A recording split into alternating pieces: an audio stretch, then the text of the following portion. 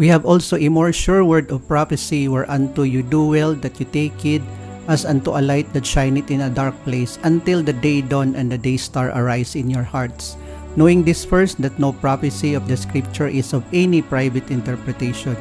For the prophecy came not in old time by the will of man, but holy men spake of God as they were moved by the Holy Ghost. Welcome sa tuang Bible study, ug ang topic nga pagahisgutan nato karon, naghisgot gyapon ni siya sa minsay sa judgment for the living.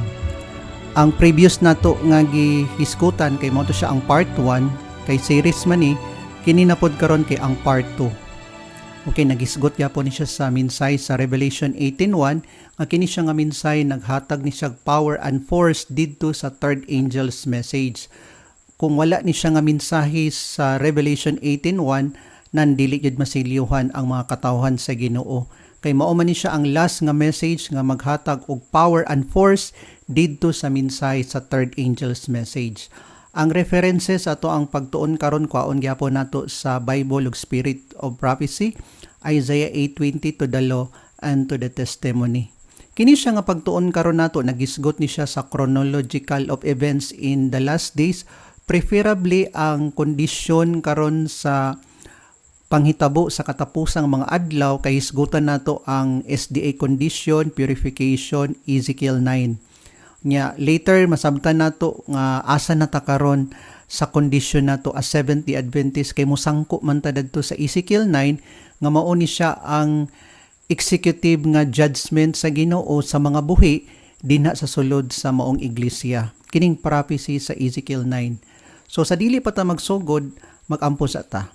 Ginoong Dios nga nasa kay tas-an sa mga langit, nagapasalamat kami sa higayon na pod nga magstudy mi sa part 2 sa mensahe sa judgment for the living. Nagaampo kami nga masabtan unta namo ang mensahe nga pagahisgutan namo karon. Salamat sa imong grasya, imong gugma, labi na sa pagpasaylo sa among mga sala. Amo ni siyang gitugyan sa ngalan ni Ginoong Hesus. Amen. Okay, mo ni siya ang chronological of events in the last days. Una, ang SDA condition. So dapat masabtan nato kung unsa ang kondisyon sa Seventh-day Adventist karon. Kay naa may mahitabo nga separation, naa may mahitabo nga sealing, naa po'y mahitabo nga judgment.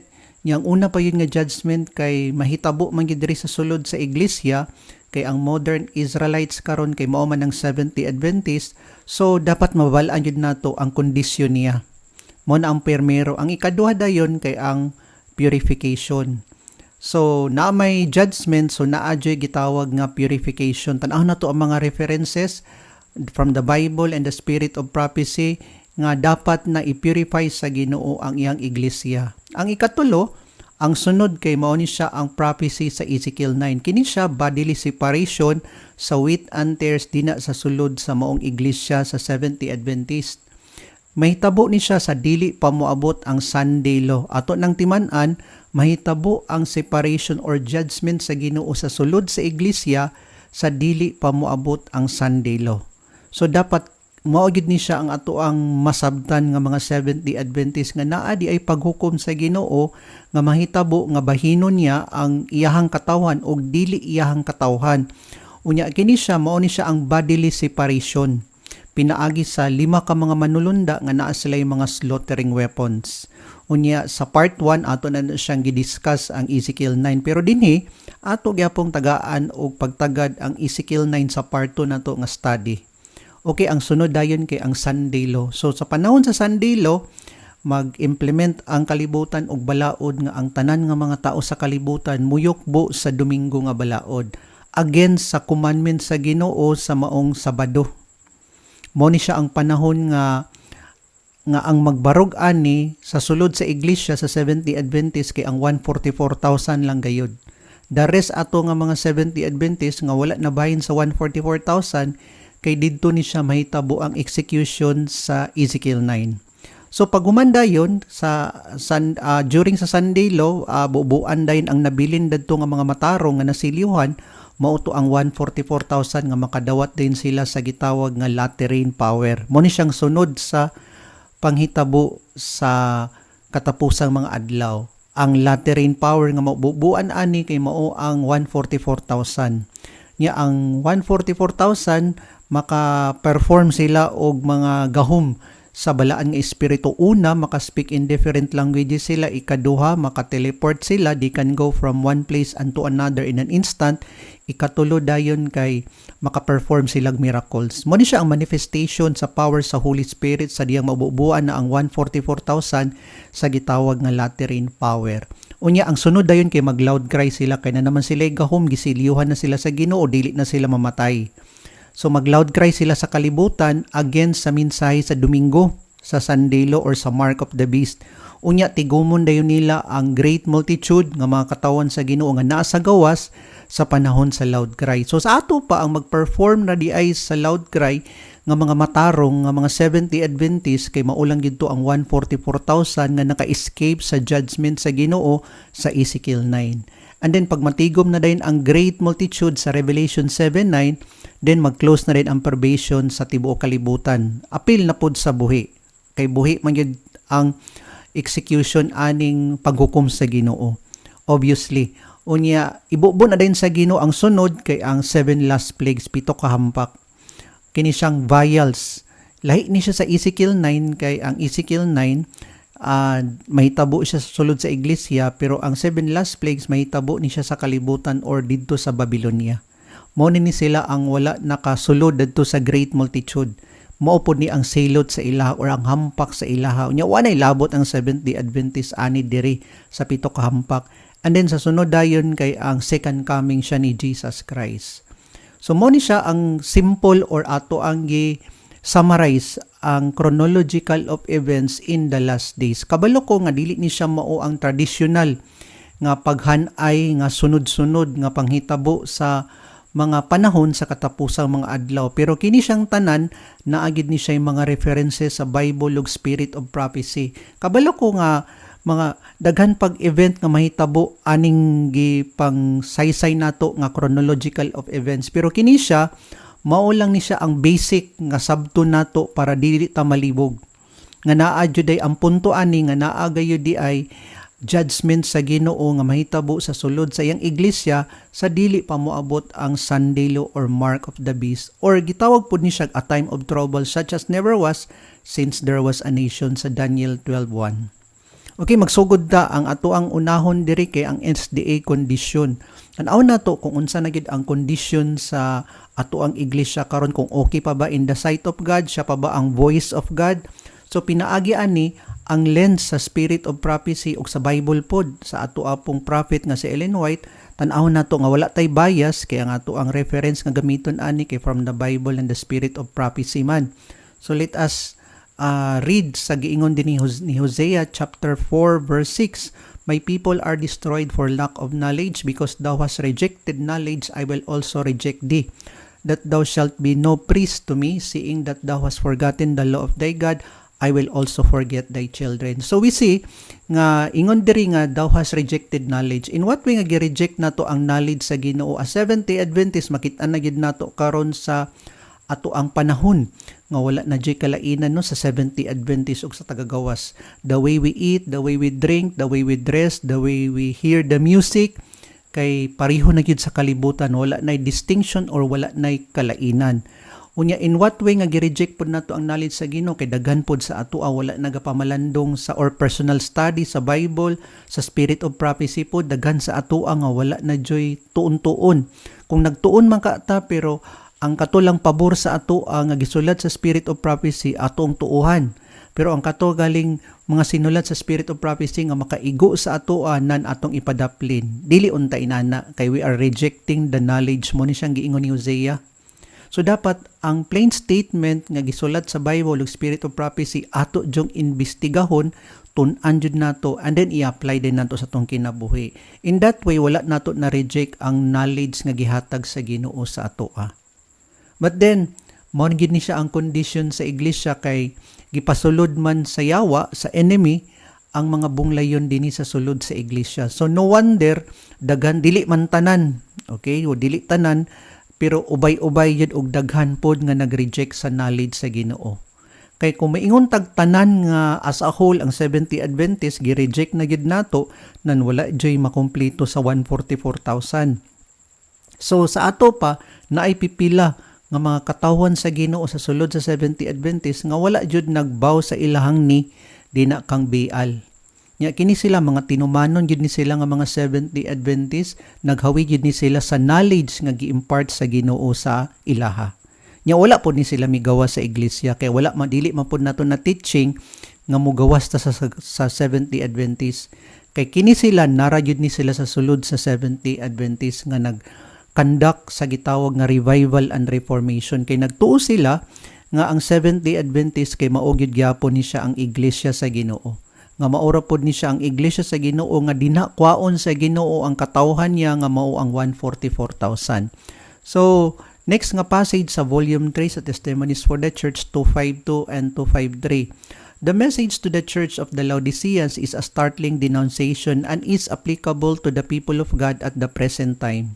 Nga kini si Laodicea ang ikapito nga iglesia dinha sa Asia Minor sa Revelation 1-3, ang last ana kay si Laodicea. Ingon dinhi sa Testimonies nga si Laodicea is applicable to the Seventh-day Adventists at the present time. And unto that angel of the church of the Laodiceans write these things, saith the Amen, the faithful and the true witness, the beginning of the creation of God. I know thy works, that thou art neither cold nor hot. I would that thou wert cold or hot. So then, because thou art lukewarm, and neither cold nor hot, I will spew thee out of my mouth. Because thou sayest, I am rich and increase with goods, and have need of nothing, and knowest not that thou art wretched and miserable and poor, blind and naked. The Lord here shows us that the message to be borne to His people by ministers whom He has called to warn the people is not a peace and safety message. So nagita nato nga ang Laodicea di ay kay nag-ingon siya ba nga she is rich and increased with goods and have need of nothing. Nya nagisgot pa gid ani kay sa spiritual nga condition sa Seventh-day Adventist. Wala ingon sa physical physically or in reality, ang Seventh-day Adventist kay nag-reach jud siya sa maong goods nga naa sa iyaha. Kay naaman siya hospitals, naapod siya mga schools, universities, naapod siya mga factories, basta food factories, na yun siya ana. Ibutang ta nga nag-increase yun siya sa goods, di ba? Pero ang gimension din kay dili ang physical niya nga aspeto, kundi ang spiritual niya. Pag magstorya na galinta, i-claim na galing nato nga rich and increase with goods and have need of nothing, nagpasabot Laodicea na siya nga kinaiya or nga spirito. Nagpasabot nga wala na ka nang hinanglan pa sa additional nga message or another message nga ipadayag sa Ginoo sa imuha. Mo na siya ang term nga Laodicea. But then in the sight of God, ingon dinhi nga thou art wretched, miserable, poor, blind, and naked.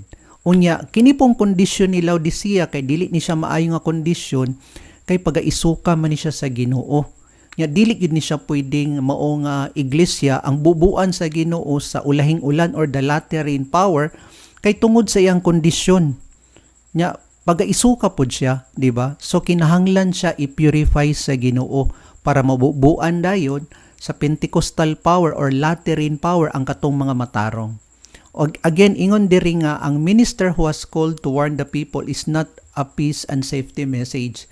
Nganong ministers may gimension diri kay ang nakastation dina sa Laodicea kay ang pagsaway sa Ginoo, pagbadlong sa Ginoo kay gi-address niya didto sa nagbantay nga mao ang manulunda. Ang manulunda dinhi mao ang minister or ang ministry sa Seventh-day Adventist, and they are the leaders. Mao nga gimension dinhi ang ministers nga dili siya peace and safety message ang dapat iminsahe dito kang Laodicea. I-continue nato, it is not merely theoretical but practical in every particular. The people of God are represented in the message to the Laodiceans as in a position of carnal security. They are at ease, believing themselves to be in an exalted condition of spiritual attainments. Mo ni siyang gimension diri, exalted condition of spiritual attainments. Dili tong physical but spiritual. Because thou sayest, I am rich and increase with goods and have need of nothing, and knowest not that thou art wretched and miserable and poor and blind and naked. What greater deception, dako kayo nga paglimbong, pagpangilad, can come upon human minds than a confidence that they are right when they are all wrong. So naghunahuna si minister, naghunahuna ang nakastation, naghunahuna ang nagbantay sa Laodicea nga iglesia that he is right. but in all probability he is wrong. The message of the true witness finds the people of God in a sad deception yet honest in that deception. Remember, giingon diri nga deception nga they are dreaming that they are exalted sa spiritual condition, but in the sight of God they are what? Wretched, miserable, poor, blind, and naked. They know not that their condition is deplorable in the sight of God, while those addressed are flattering themselves that they are in an exalted spiritual condition. Mao bitaw nga dili gyud makasulod ang minsay sa Revelation 18:1 nga additional nga minsay para kang Laodicea or para sa Seventh-day Adventist tungod man god sa iyahang kondisyon. Pero ang individual nga naa sa sulod kang Laodicea, mao ra gyud poy mo dawat sa mensahe, dili ang tanan. Ingon pa si Ellen White ba nga, are you hoping to see the whole church revive? Or are you hoping to see nga ang tanan nga iglesia mo dawat sa mensahe sa Revelation 18:1? Ingon si Ellen White, no, that time will never come. But we must enter upon the work individually. And so with the revival and reformation nga naa sa sulod sa church. So let us continue. The message of the true witness breaks their security by the startling denunciation of their true condition of spiritual blindness, poverty, and wretchedness. The testimony, so cutting and severe, cannot be a mistake, for it is the true witness who speaks, and his testimony must be correct. So mao ni siya ang condition sa Seventh-day Adventist nga Laodicea yud siya. Another passage sa volume 5 to 1:7, the church has turned back from following Christ our leader and is steadily retreating towards Egypt. Nga gitalikdan sa atong iglesia ang leader nga si Jesus Christ, and then retreating steadily padulong sa Egypt. Kanang steadily diretso-diretso na gyud na og wala na gyud tsansa nga mobalik pa padulong kang Jesus og mosunod sa iya as a leader.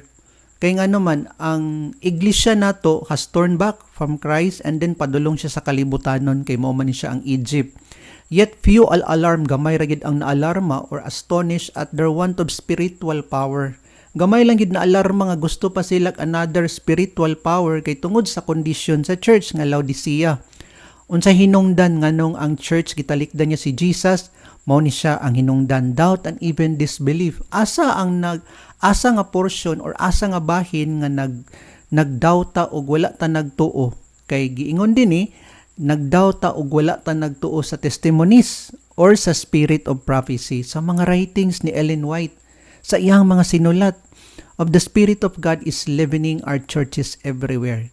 Nagkadaghan nga wala gatuo sa testimonies sa sulod sa tong iglesia. Satan would have it thus. Ministers who preach self instead of Christ would have it thus. Kini untang mga ministers, sila unta ang mag-set as an example sa mga members. Pero ang nahitabo, wala nila gina-consider si Ellen White, mga writings ni Ellen White, kay ginatudlo nila ang ilahang kaugalingon.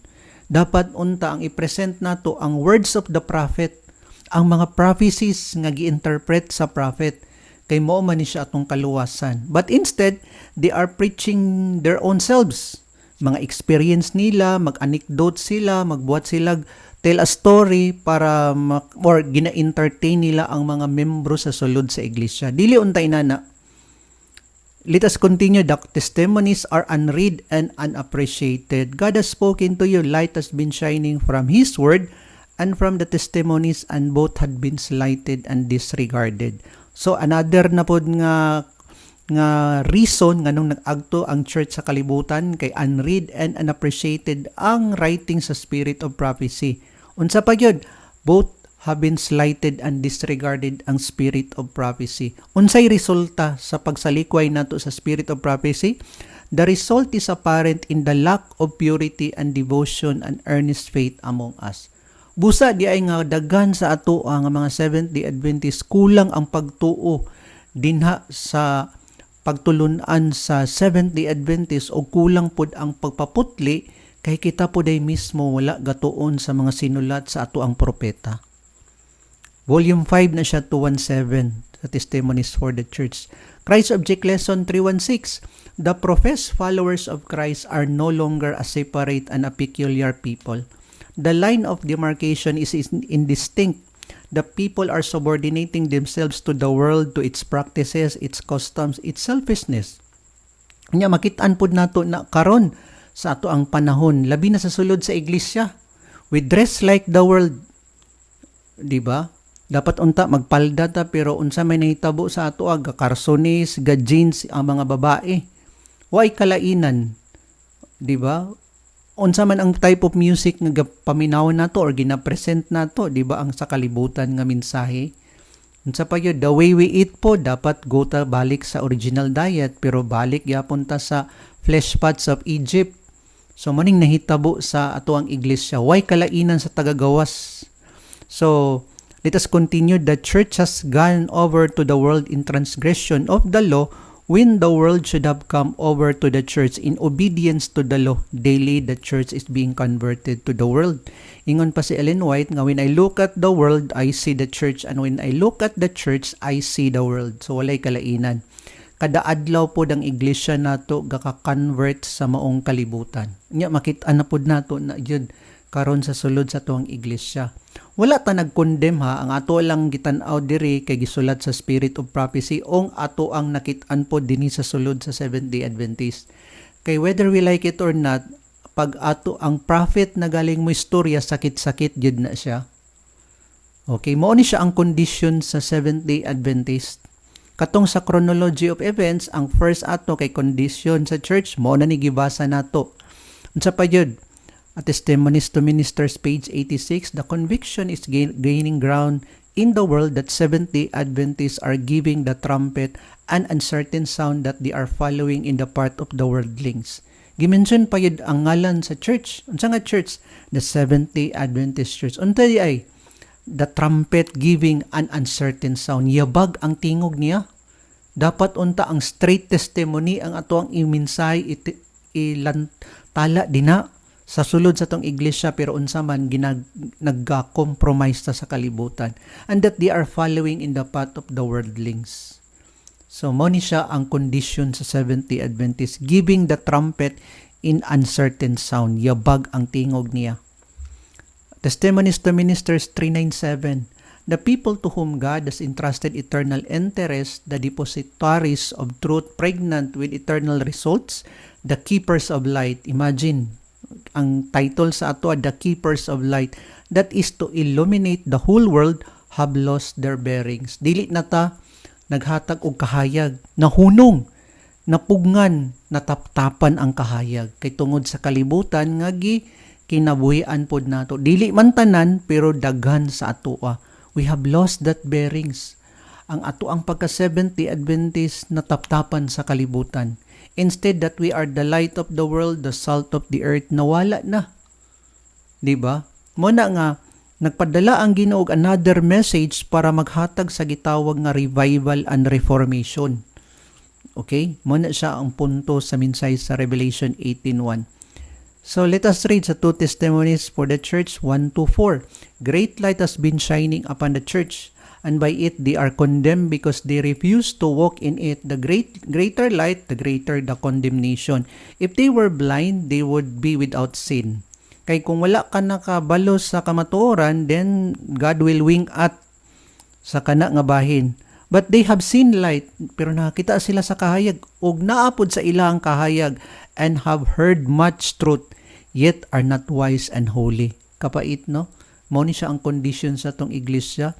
Nagpakaulaw ta sa Ginoo nga naghatag sa ato sa maong kamatuoran. Wala gihatag sa Ginoo ang kamatuoran didto sa Baptist. Wala gihatag sa Pentecostal. Wala gihatag didto sa dating daan. Wala gihatag didto sa Iglesia ni Cristo. Gihatag sa Ginoo sa atong iglesia. But then we are not wise and holy. Many have for years made no advancement in knowledge and true holiness. They are spiritual dwarfs. Wala man ta nagtubo. Gitawag ni siya spiritual dwarfs. Nya kini ra bang spiritual dwarfs kay di ni masiliwan?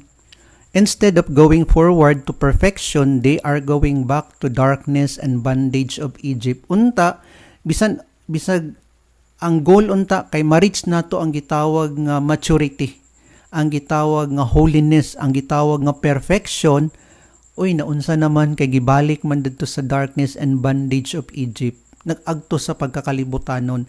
Their minds are not exercised unto godliness and true holiness. Another passage sa Volume 1, Testimonies for the Church 131. I was shown that the conformity of some professed Sabbath keepers to the world. I saw that it is a disgrace to their profession, a disgrace to the cause of God. You see? Nga dili lang wala ta nagpakaulaw sa ato ang kaugalingon, nagpakaulaw pud ta sa ato ang Ginoo. Di ba? Masawayan ta sa tagagawas. Ay nani din Ginoo sa mga Sabadista, no? Nga walay kuan, walay dress reform. Nani din kuan sa Ginoo sa Sabadista, no? Nga wala nagkinabuhi sa health reform nga mag-vegetarian. So nagpakaulaw ta sa Ginoo. They give the lie to their profession. They think they are not like the world, but they are so near like them in dress, in conversation, and actions that there is no distinction. Subo biya karon kay even ang mga youth, ang mga batanon, kay maora ba ni sila ang mga future leaders sa atuang iglesia, wala nato ginabadlong. Ang pagkakalibutanon kay makitaan nato sa ila sa mga camp meetings, sa mga youth gatherings, makitaan gid nato ang pagkakalibutanon sa atuang mga batanon. Wala na distinction. Unya kung dili nato ni badlongon, kung dili ta maghatag or magkandak sa gitawag nga revival and reformation sa ilaha, mao ni ang mag-lead pohon sa atuang iglesia. Mao man ni silang mga future leaders sa church. Busa sa kana pa lang nga stage dapat ato yung i-correct ang ilahang pagkakalibutanon. Unsa man kinahanglan jud magsugod yun ni siya sa mga leaders dina sa taas. Okay, volume 1 page 608 and 609. In concluding this narrative, I would say that we are living in a most solemn time. In the last vision given me, I was shown that the startling fact that but a small portion of those who now profess the truth will be sanctified by it and be saved. Sa last vision ni Ellen White sa iyang istorya diri, gamay lang yun ang maluwas nga mga 70 Adventists. And that is true. Kay gisulti po na siya ni John the Revelator. Pila lang sila, ginumiruhan ba yun? 144,000 lang.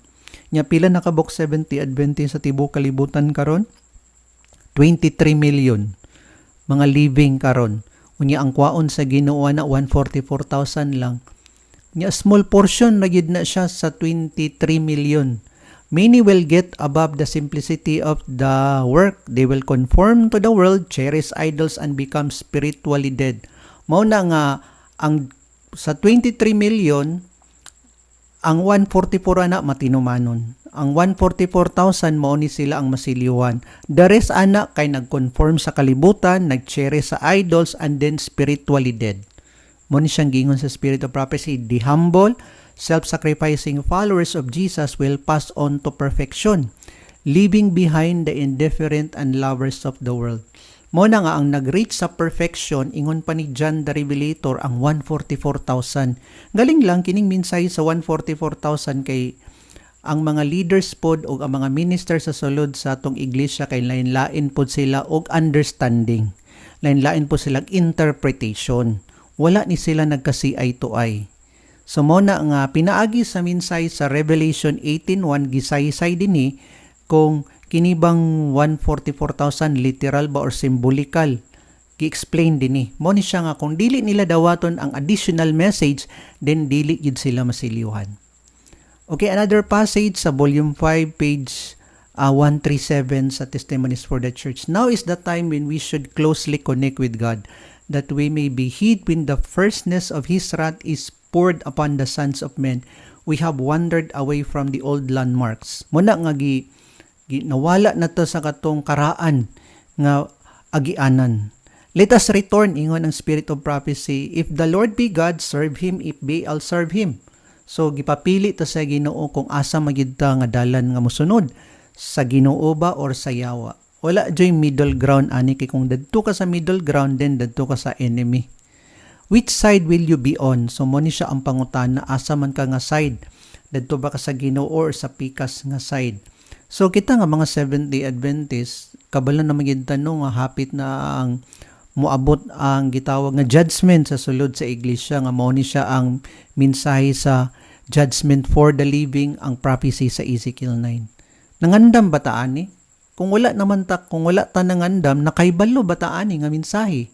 It is high time nga iampo jud nato sa Ginoo nga moabot sa ato ang tugkaran ang additional nga message nga mo ni siyang minsay sa Revelation 18:1. Okay, let us read sa Review and Herald, July 24, 1888. The facts concerning the real condition of the professed people of God speak more loudly than their profession and make it evident that some power has cut the cable that anchored them to the eternal rock, that they are drifting away to sea without chart or compass. Muna nga kita nagkwanta sa laod, nagbiyahe ta sa lahod nga gikat na to ang cable dadto sa eternal rock and drifting away sa dagat nga walay chart or compass. Pero bisan pa man nga inani ang kondisyon no nga kuanta gabaklay ta or gabiyahe ta dadto sa dagat nga walay chart and compass, kining iglesia sa Ginoo ihatod yun niya dadto sa port. Namon po'y passage ana. Pero mao lagi to nga daghan sa ato mo jump off sa vessel nga gisakyan nila. Okay, nagpasabot nga ang uban nga muhawa pod sa iglesia. Di kita muhawa kay ang kay i-purify man sa Ginoo ang yang iglesia, ang mabilin ani kay 144,000 lang jud. So this is the condition of the church nga daghan sa ato we cut the cable that anchored to the eternal rock dadto sa bato unta. Nga dili unta ta kung naka-anchor lang yun dito sa bato nga mao si Jesus, nan dili ita pabayaan sa Ginoo.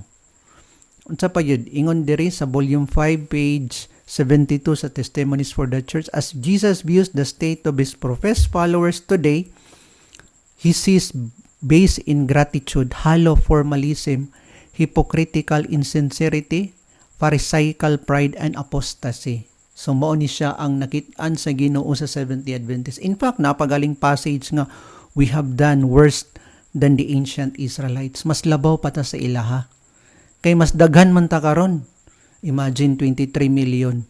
Pero sa ilahang panahon, pila pa lang to sila, di ba? Daghan gyapon sila pero comparing karon nagkabulag-bulag ta nya daghan ta nga nakasulod sa Seventh-day Adventist. Pero subo man daghan pod og mas daghan gid ang gipasulod sa yawa nga bunglayon sa sulod sa Seventh-day Adventist.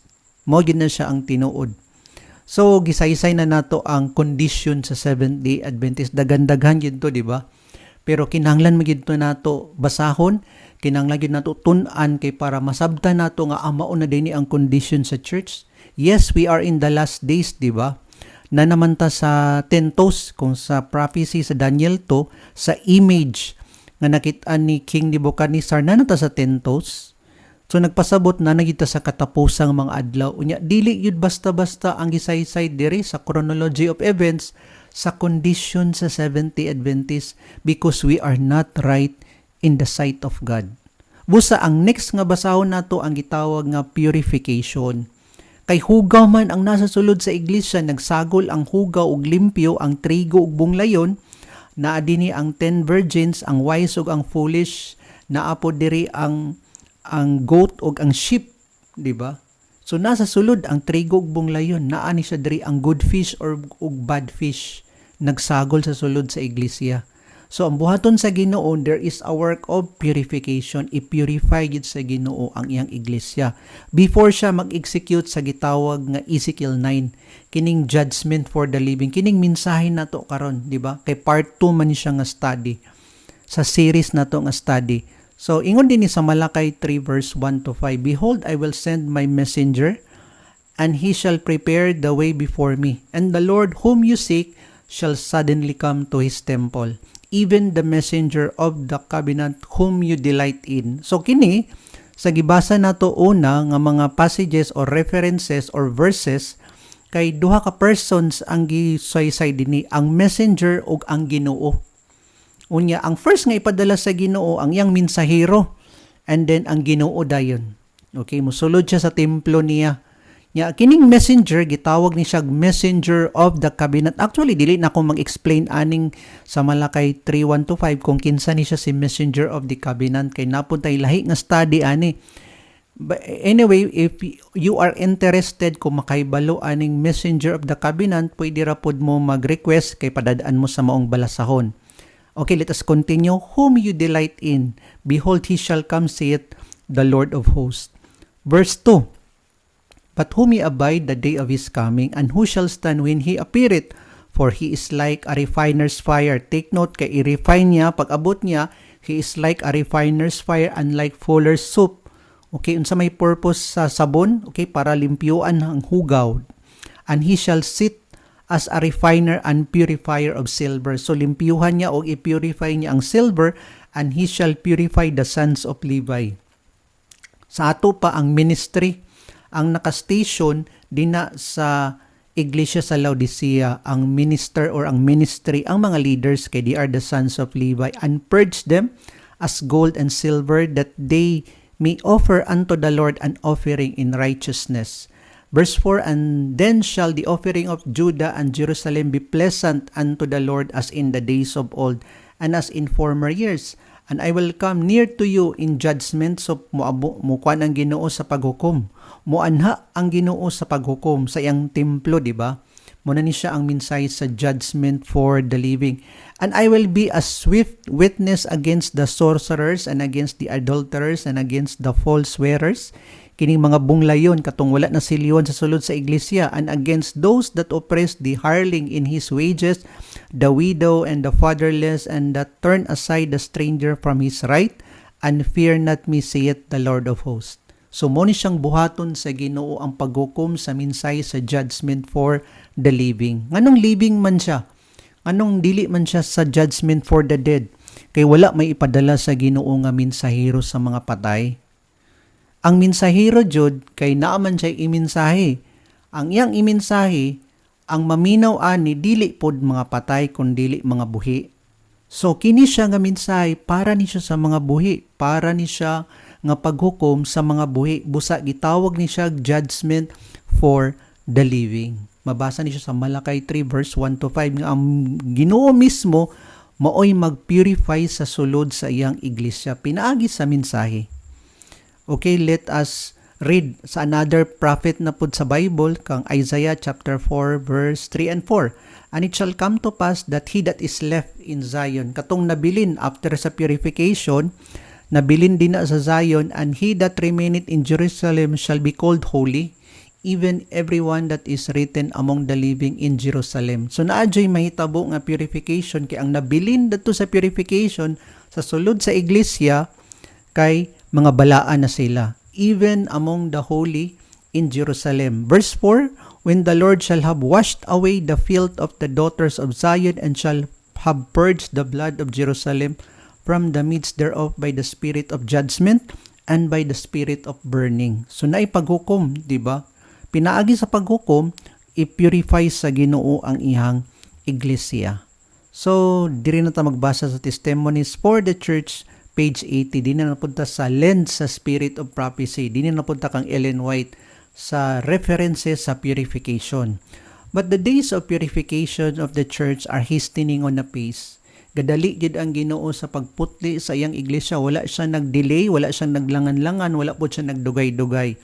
God will have a people pure and true. Magitan ba ni karon sa 70 Adventist nga naay pure and true as a whole ba or general? Nga makaingon jud ka nga akin ni 70 Adventist ni. Dili, di ba? Kay ngano man nagaling daghan pa nga mga 70 Adventist nga mga pasaway sa sulod sa iglesia. Dili ba yun totally pure and true ang iglesia? Sa ato pa, prophecy ni siya, tagna ni siya nga moabot jud nga ang iglesia mugawas ani kay pure and true.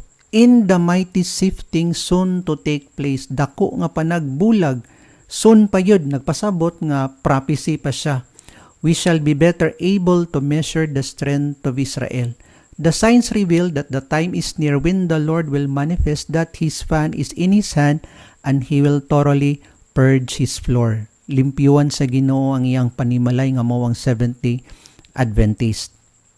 Another passage na pod sa Testimonies to Ministers, page 373. The Lord will work to purify His church. Light na pod nga reference. I tell you in truth, the Lord is about to turn and overturn in the institution called by His name. Just how soon this refining process will begin, I cannot say.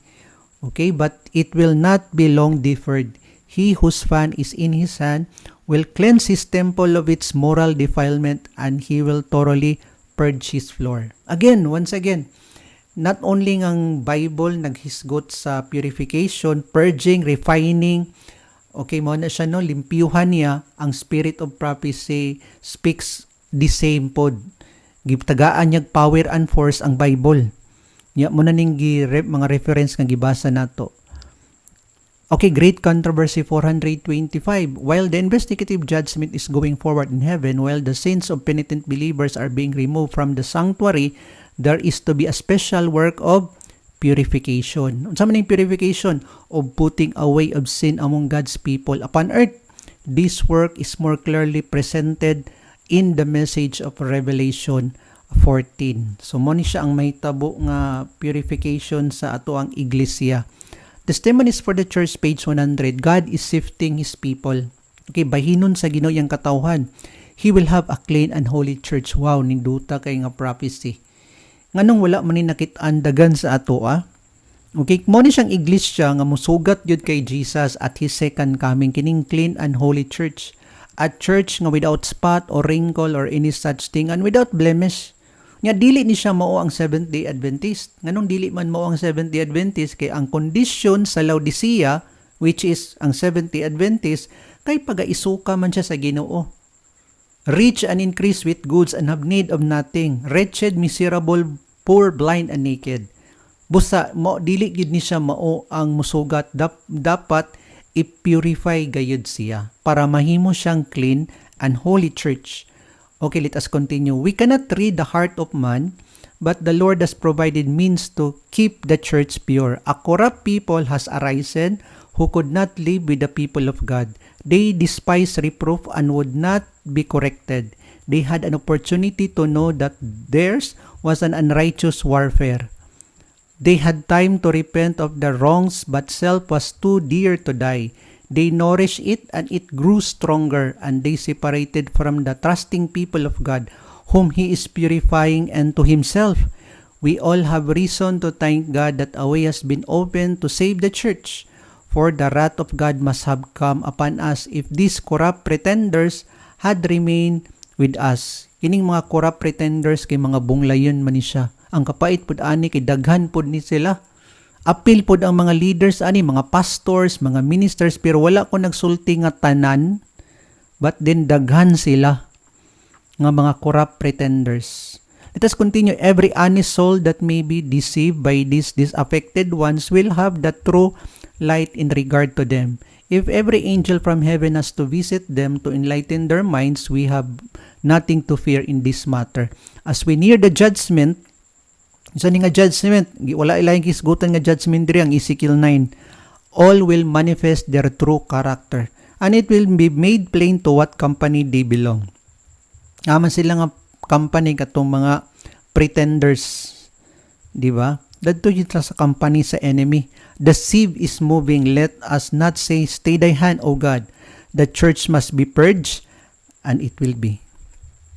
Another passage sa letter 55, 1886, the great issue so near at hand will weed out those whom God has not appointed, and He will have a pure, true, sanctified ministry prepared for the latter rain. So, ang Seventh-day Adventist, ang Laodicea, padulong panahon sa loud cry, dili gid siya pwede.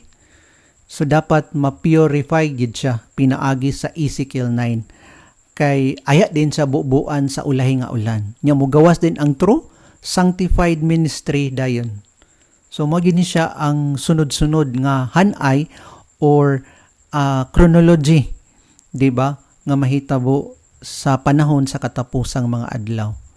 So, Testimonies to Ministers, page 414, ingon din nga the purging and cleansing will surely pass through every church in our land that has made great opportunities and privileges and has passed them by unheeded. So, ang purging and cleansing, unsay may hisgutan ani sa spirit of prophecy, it is none other than the prophecy of Ezekiel 9. Ang judgment sa Ginoo sa 70 Adventist sa mga buhi. Okay? So, another passage sa volume 8 sa Testimonies for the Church 250. God has not changed toward His faithful servants who are keeping their garments spotless. But many are crying peace and safety while sudden destruction is coming upon them. When purification shall take place in our ranks, we shall no longer rest at ease, boasting of being rich and increase with goods and in need of nothing. So dili na ta mag-boast, dili na ta nga magpadako nga we are rich and increase with goods. Kaysa dihang mahitabo ang purification, sa dihang mahitabo ang Ezekiel 9, then ma-purify na gayudayan ang iglesia. So morgin na siyang gihulatan sa Ginoo ang Ezekiel 9. Pero sa dili pa mag-Ezekiel 9, dapat makompleto yun ang 144,000. Ang spotless nga mga katawan sa Ginoo nga nagmature, di na sa sulod sa 70 Adventist. And they are the 144,000. So, unsa na rin sunod? Gisaysay naman nato ang condition sa church. And then, ang sunod, ang purification nga mga references, dini na po dayon ta sa Ezekiel 9. So, mao man gini siya ang part 2. Mao ni siya ang judgment for the living. Mao ni siya ang prophecy sa Ezekiel 9 nga mahitabo siya sa dili pa moabot ang Sunday law. Which is kini siya nga prophecy, mao ni siyang gihulatan sa mga 70 Adventists ang mark of the beast or Sunday law. Di ay sa di pa din moabot, mahitabo sa di ang purification pinaagi sa Ezekiel 9. Mao ni siya ang portion nga wala gidawat o wala pod nasabtan sa uban nga mga 70 Adventist. Ang prophecy sa Ezekiel 9 ang minsay sa purification sa sulod sa 70 Adventist. So let us read sa Ezekiel 9 verse 1 to 11, kay mao man ni siya ang judgment sa Ginoo nga exclusive sa sulod sa 70 Adventist. Mao ni siyang pamaagi sa paghukom sa Ginoo. Okay, let us read sa verse 1 to 11. He cried also in mine ears with a loud voice, saying, cause them that have charge over the city to draw near, even every man with his destroying weapon in his hand. And behold, 6 men came from the way of the higher gate which lie towards the north, and every man a slaughter weapon in his hand. And one man among them was clothed with linen, with a writer's inkhorn by his side, and they went in and stood beside the brazen altar. And the glory of the God of Israel was gone up from the cherub whereupon he was to the threshold of the house. And he called to the man clothed with linen which had the writer's inkhorn by his side. And the Lord said unto him, go through the midst of the city, through the midst of Jerusalem, and set a mark upon the foreheads of the men that sigh and that cry for all the abominations that be done in the midst thereof. Unto the others he said in mine hearing, go ye after him through the city, and smite, let not your eyes spare, neither have you pity. Slay utterly old and young, both maids and little children and women, but come not near any man upon whom is the mark, and begin at my sanctuary. Then they began at the ancient men which were before the house. And he said unto them, defile the house, and fill the courts with the slain, go ye forth. And they went forth and slew in the city. And it came to pass while they were slaying them, and I was left, that I fell upon my face and cried and said, Ah, Lord God, wilt thou destroy all the residue of Israel in thy pouring out of thy fury upon Jerusalem? Then said he unto me, the iniquity of the house of Israel and Judah is exceeding great, and the land is full of blood, and the city full of perverseness. For they say that the Lord had forsaken the earth, and the Lord see it not. And as for me also, mine eyes shall not spare, neither will I have pity, but I will recompense their way upon their head. And behold, the man clothed with linen, which has the writer's inkhorn by his side, reported the matter, saying, I have done as thou hast commanded me. So, kini siya nga mensahe, nga gibasa nato sa verse 1 to 11, nagisgot ni siya sa message of preparation. A message of warning sa mga kaigsuunan nato nga mga 70 Adventist, nga naay'y mahitabo nga paghukom dinha sa sulod sa ato ang iglesia sa dili pa moabot ang Sunday law or mark of the beast, ug mao ni siya ang prophecy sa Ezekiel 9. Nya kini siya nasabtan man gid nato sa 1 Peter 4:17 that judgment begins at the house of God. Mao ni siya ang paghukom sa Ginoo, dili ang 7 last plagues. Okay, kay mao man na siyang common nga gitudlo sa ato ang iglesia ang 7 ka hampak nga paghukom nga maagian sa tanan. No, kana siya nga paghukom ang 7 last plagues. Paghukom na siya sa tagagawas sa kalibutan or dadto sa taga-Babylonia. Walay lawot ang 70 Adventist ana. Sa lahi na pod sa lahi na pod natong study, isaysay nato na unsay kalainan sa Ezekiel 9 og sa the 7 last plagues. Nga kana silang duha, lahi gid na sila nga paghukom. Dinhi ang paghukom diri kay paghukom nga exclusive sa 70 Adventist. Remember, sa panahon sa karaan, nga mga Israelites when they were in the wilderness, Day of Atonement, kay ang paghukom pod ato kay exclusive lang yun sa mga katawhan sa Ginoo. Sa mga Israelites walay labot ang neighboring nations, walay labot ang mga hintil ato nga wala nakasulod sa kampo sa Israelites. Okay, kay kato siya nga judgment, katong Day of Atonement or cleansing of the sanctuary sa ilahang panahon, kay ang hukman sa Ginoo ato ang mga karaan ra pod nga mga Israelites nga buhi pod. Okay? Sa ato pod karon, anti-typically maupod nga kini siya nga paghukom exclusive lang gid pod siya sa Seventh-day Adventist. Walay labot ang tagagawas ani. Kay na naman ta karon sa anti-typical Day of Atonement nagpasabot nga dapat we should enter dinhi sa gitawag nga solemn assembly, sa prayer and fasting, sa repentance. Kay kini siyang gathering nato nga nakasulod ta sa Seventh-day Adventist. It is a solemn gathering. Nya mo ni siya nga dapat we should consecrate our spirit before the Lord kay nanata sa karon sa cleansing of the sanctuary. Mo ni siyang teaching sa Seventh-day Adventist dinhi sa atong pagbasa sa Ezekiel chapter 9. Ang Ginoo diri kay naa siya sa yuta dinhi sa pultahan sa iyang iglesia. Kay gisaysay nato diri, he is at the threshold of his house. Let us read diri sa atong verse nga he is at the threshold of his house. And the glory of the God of Israel was gone up from the cherub, sa verse 3, whereupon he was to the threshold of the house. Naa siya sa pultahan sa iyang iglesia. Unya ang kauban niya diri kay unom ka mga manulunda. Ang isa ani nga manulunda kay gitawag ni siya the man in linen which has the writer's inkhorn by side. Manulunda ni siya nga tigsilyo. The sealing angel. And then, ang lima dayon kay nasilay slaughtering weapons nga mga manulunda. Ingon ang command sa Ginoo sa manulunda nga igpamatik, sige lakaw latas agto sa syudad sa akong iglesia. Patiki ang mga Seventh-day Adventist nga nagsay and cry sa tanan nga mga abomination dina sa sulod sa iglesia. So naglakaw siya nga manulunda o gipatika niya ang tanan nga nagsay and cry.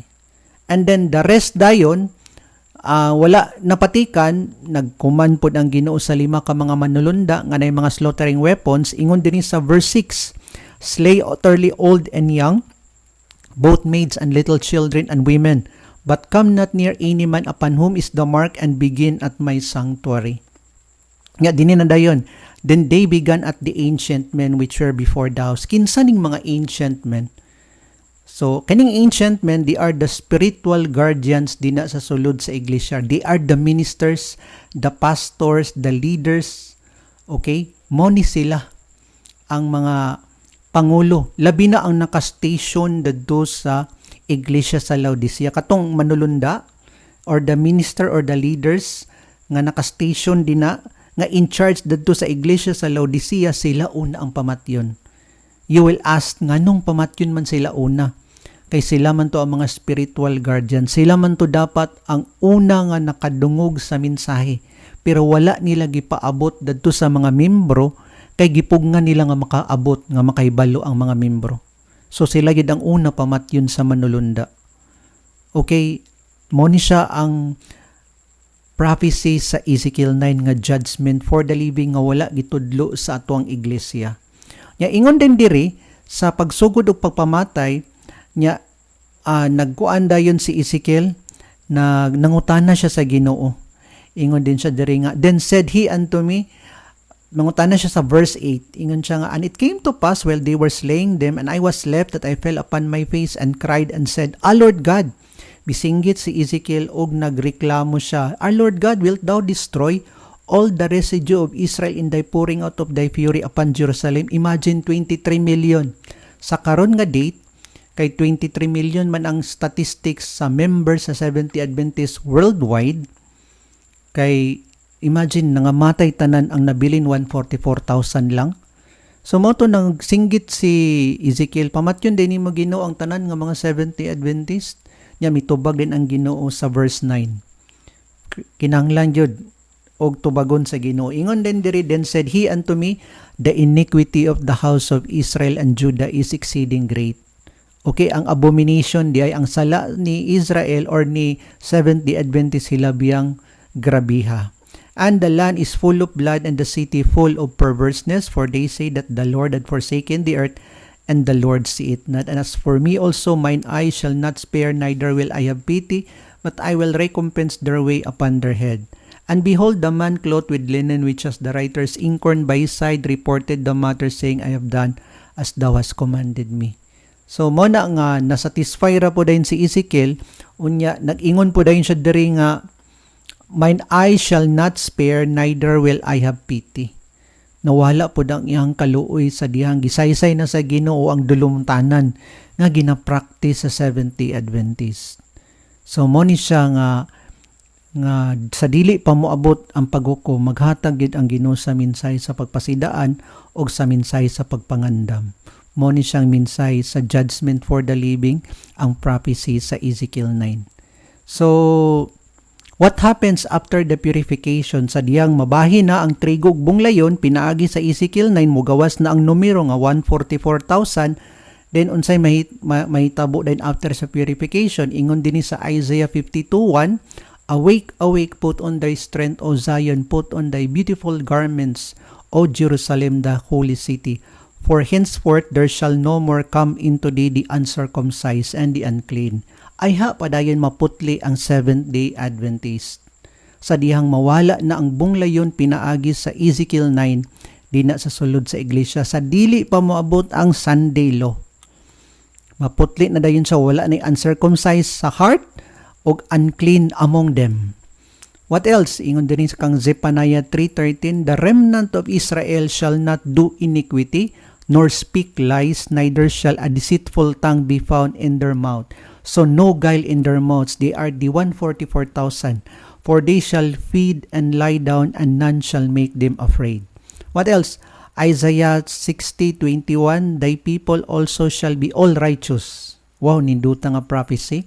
Nga ang tanan membro sa Seventh-day Adventist shall be what? All righteous. Nagpasabot nga prophecy pa siya. Kaya wala pa man siya nahitabo. Katubit ang gibasa nato ganina nga mogawas jud ang pure and true.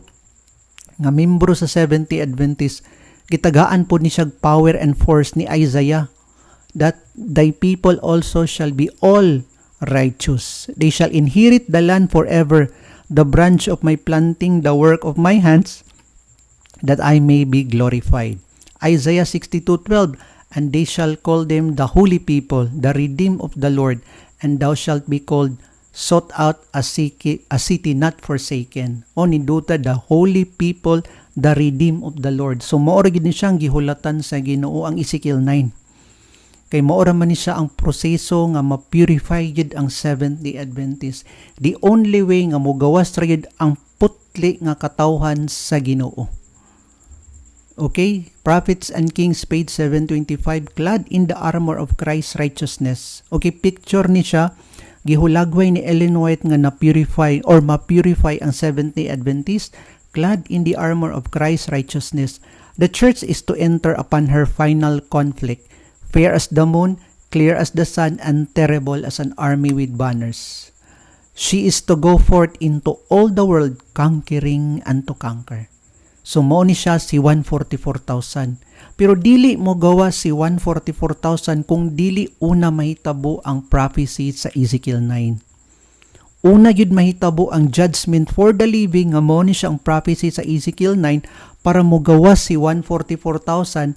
Then they will proclaim the message into all the world, conquering and to conquer. Wow, ninduta kayo ang prophecy nga gisaysay ni Ellen White. Og sa Bible pod, kay mabasa man ni siya sa Song of Solomon, nga putli na gid ang iglesia nga wala nagayoy bunglayon. Kanus-an siya mahitabo?